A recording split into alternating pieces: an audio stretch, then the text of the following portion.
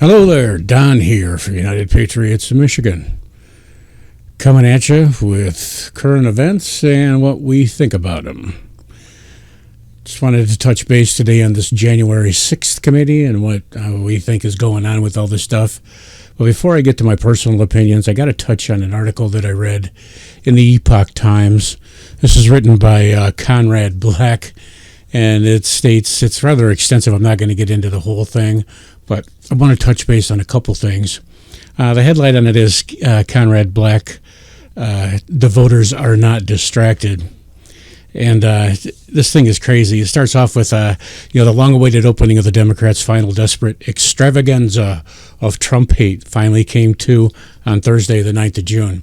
Well, we knew this was coming, and we know that this is the only thing that the Democrats have to do to try and distract you from, our failing economy. And of course, it's a total failure, because how are they going to distract you from every time you go to fill up your car? The price of gas is, here in Michigan where we live, the price of gas is $5.49 a gallon at some places. And, the average I seem to see is about $5.29. We've got relatives out in LA County that are now saying that out there it's $10.49. So can you imagine if you drive a truck? I have a little truck, but if you're driving a GMC Sierra or something like that, and you got a 25-gallon tank, man, out there you're looking at $250, $300 to fill up your truck. Hell, that's probably almost as much as your truck payment in a lot of cases. So it's just ridiculous. But this is just all a great big dog and pony show to try and distract the American people from what's going on. And it's astounding to me that some people are actually falling for this crap. But, it may continue on with this. I don't want to get too distracted. So let's go on with it. The battle lines are clear. One side claims to believe that the 2020 presidential election was clean and unquestionable, and that the invasion of the U.S. Capitol on January 6, 2021 was an attempted insurrection launched by former President Donald Trump to undo a fair election result, and that it constituted a potentially mortal assault upon American democracy. Well,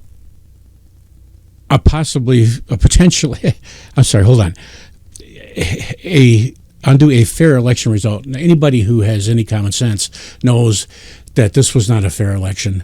If you haven't seen Dinesh D'Souza's movie 2,000 Mules, I wholeheartedly endorse it and wish that you would go to 2000mules.com and take a look at the video, look at the trailer. There's a couple places I know that you can look at it for free. I'm not going to endorse those or condemn them. I'm just going to say that if you do a little bit of research, you can see the movie out there. But the key thing here is that take a look at the movie. And if that doesn't tick you off, man, about the past election, nothing will. This side, meaning our side, regrets the indignities at the Capitol on January 6th, of course, but considers that Trump specifically urged a large crowd that he addressed on the morning of that day to act peacefully. Now, I've seen that video. Some of you have probably seen that video, and you know exactly what he said. He said to go and peacefully demonstrate. He didn't even begin to incite violence or anything like that. He and his political organization had absolutely nothing to do with, and certainly did not stand to gain from the invasion of the Capitol, and that the attempt to impute the inspiration for this hooliganism to Trump is just the last of the many outrageous and grievous illegalities committed by Trump's enemies during the election campaign, on election night, and subsequently. Okay, I'm just going to stick with this. I'm not going to get too ticked off here. Okay, everybody accepts that Joe Biden was legally inaugurated and is the president. But here's the key thing here. If fewer than 50,000 votes out of millions that may not have been legally cast, which Dinesh D'Souza's movie, again, 2,000 Mules, proves, flipped from Biden to Trump in Pennsylvania and any two of Arizona, Georgia, and Wisconsin, Trump would have won in the Electoral College. Now, I want to add to that Michigan, because Michigan was also on the line, and there are plenty of examples of Michigan and vote fraud. Matter of fact, we've had a couple people here locally get prosecuted for it, Macomb County and a couple other counties. And my wife and I travel extensively throughout Michigan, and I'll be honest with you, we did not see, prior to the election, we have a place up in northern Michigan. We live in southeastern Michigan, so we travel quite a bit up and down the state. And we did not see not one Biden sign until you got to like the major cities. Everywhere across what they call quote unquote flyover country, you didn't see a single Biden sign. Everybody was pro-Trump, and they still are. Matter of fact, we see more Trump signs flying now than ever before. Up by our cottage, there's Trump signs everywhere. Continuing, on the charges concerning January 6th itself, the televised hearings on Thursday night confirmed the vacuous artificiality of the anti-Trump case. It's acknowledged that no link has been established between the Trump organization and the rioters.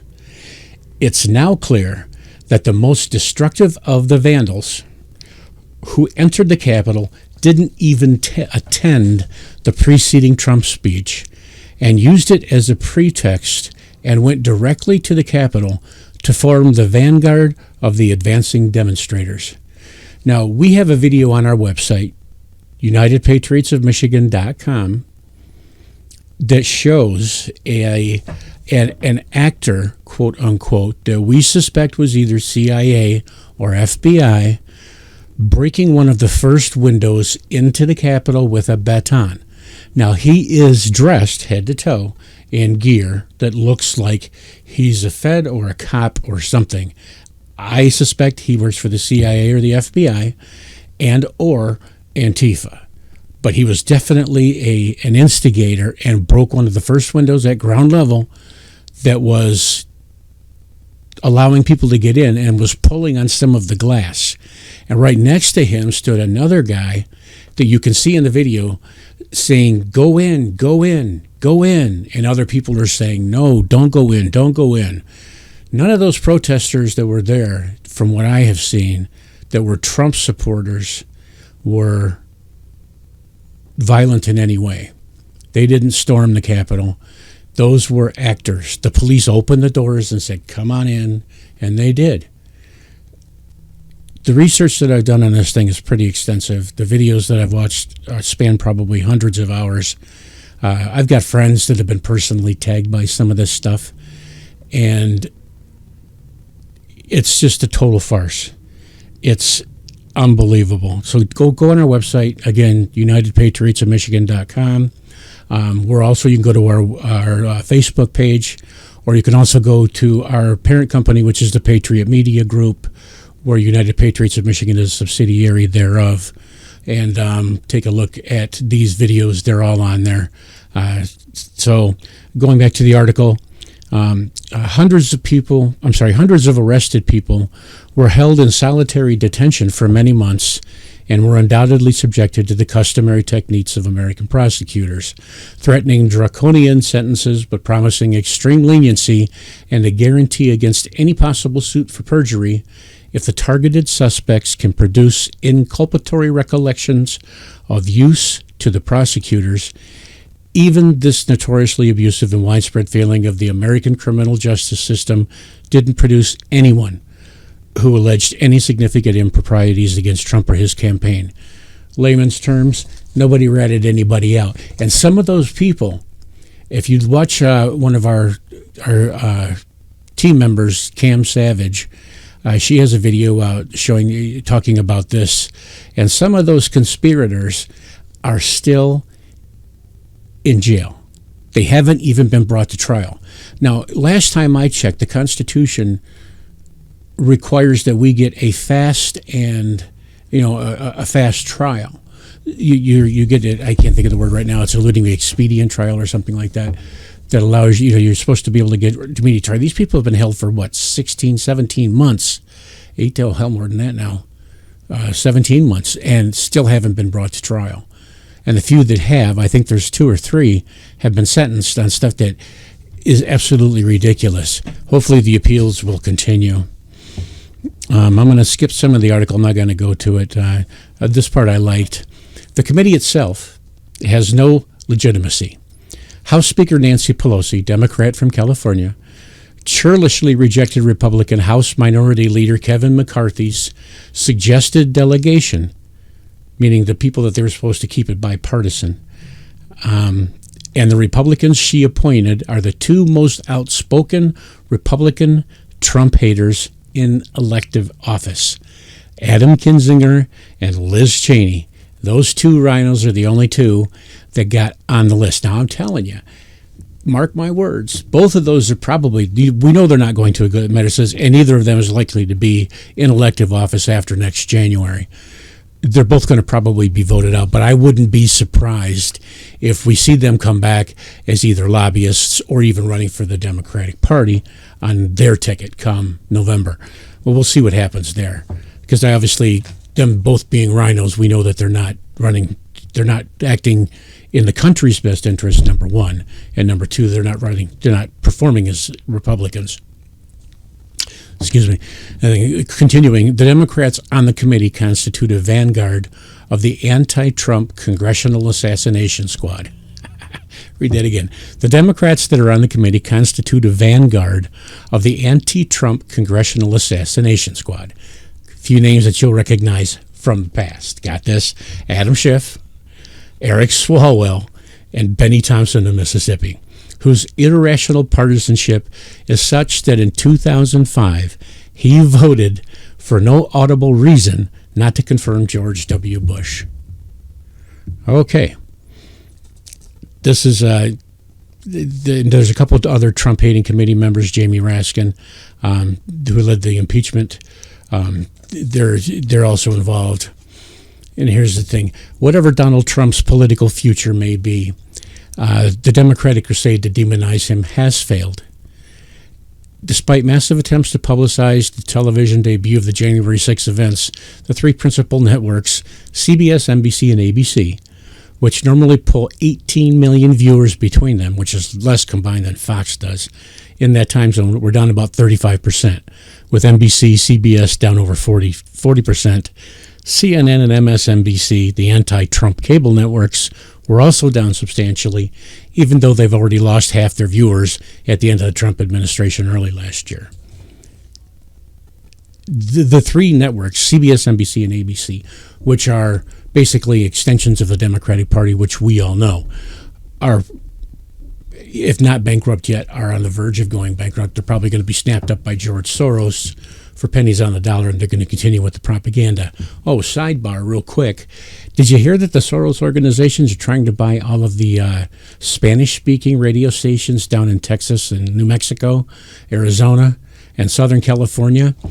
I think they're buying 14 of them or something like that. They're being met with some resistance, but they're trying to get the Spanish-speaking stations because the Democrats have lost so much of the Latino vote that they're trying to get the Spanish-speaking stations so that they can continue to give them propaganda to try and keep them to the Democratic Party. I forget the exact statistics, but I think they're down to like 22 or 24% with the favorable opinion in the Latino community, where they were at like 78% or something like that. I mean, I forget the exact numbers, but they've lost huge swatches of the Latino vote. Matter of fact, I'm going to do another video on someone who won down in Texas, Republican Mayra Flores. She flipped a U.S. House seat in a special election. She's the first Republican voted in Rio Grande Valley. And that was phenomenal. But I'm sorry, I digress. Back to the article by Mr. Black. It's true that the American democracy is under some threat, but the revelations of Hillary Clinton allegedly masterminding and Barack Obama approving the Trump-Russian collusion fraud, which was we all know, we called it back then, that it was total crap. We said it then, and we're still saying it now. Of course, now it's being proven, but too late to do anything about, and nobody will probably get punished for it. But we know now that what we thought then is true. Anyways, allegedly masterminding the Russian and the frenzied Democratic allegations that a sensible verification of ballots with the great majority of the country favors constitutes a return of Jim Crow, the Klan, and slavery itself, demonstrate that the Democrats and not the Republicans are the source of it. Now, if you do your research, again, I'm going to condone that you do your own research on this. The Democrats were responsible for Jim Crow. Democrats were responsible and primarily formed the Ku Klux Klan. And they were also the ones that initiated and tried to keep slavery in the United States, voted against the abolition of it. Okay, going to his point about the whole thing, the voters seem not to be distracted, and they will not be distracted by a spurious revival of the abortion issue. Now, it's another thing that they're trying to smokescreen everybody to try and hide the fact that they're failing on every policy level, on everything that they've tried. They have nothing positive going for them. They have nothing to fall back on. Now, I did a video on abortion, Roe versus Wade. Again, it's on our website, UnitedPatriotsOfMichigan.com. It's on our Facebook page by the same name. It's on our Facebook page under the Patriot Media Group. It's also on Twitter on the same. Rumble, you can find us on Rumble. Take a look there. The whole point being here, this January 6th committee is a fraud. It's nothing but a smokescreen to try and get you not to pay attention to what's going on. Obviously, it's not going to be effective because no matter how much smoke they blow up people's skirts, when you go to that gas pump and you stick in your credit card and you fill up your car and it's $100, whereas 18 months ago it was $60 or $40. In my case, my truck filled up about 44. Now it's 75, 80. Gas has more than doubled. They can't cover that up. They can't hide that.